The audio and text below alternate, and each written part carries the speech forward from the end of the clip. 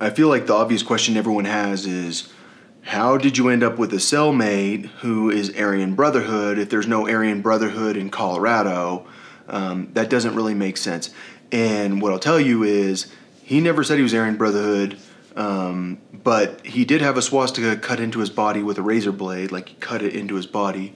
And that doesn't necessarily say that you're Aryan Brotherhood, but like he did time, I think in California, like I think he did like years in prison in California, or somewhere like that. So he didn't do time in Colorado. He was from another state, and so a lot of the time, like gang shits from other states comes to your state.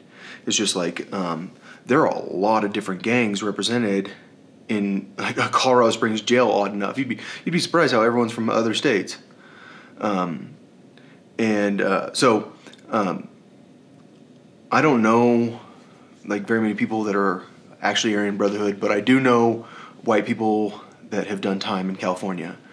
And if you've done time in California and you're a white person and you're one of us, I'm pretty sure you have to be Aryan Brotherhood, because it's how you don't get murdered. Because you have to like make sure you have people that have your back. And so like when I like have this like little like chip on my shoulder a little bit towards the Aryan Brotherhood, which I don't. Like the reason that I got that is because this guy was sitting there ranting about fags for day after day after day, and ranting about how all Jews should die all day. And Moses was a dirty Jew. Moses was a dirty Jew. Moses was a dirty Jew. And it's like, all right, dude, like how in the fuck do you talk that much? I mean, seriously, like how are you talking that much? So, like. I don't really know, like, I don't really know what to tell you. Like, I feel like I could be in a situation where I'd have to join the Aryan Brotherhood for, like, security reasons. But like I said before, I prefer to stay out of the gang shit in general, because the gang shit in general, can get pretty stabby in jail, and I don't want to get stabbed, I don't want to get killed, I don't want to get beat up by a group of people. I just want to mind my own business. But I feel like everyone kind of wants to bring you in.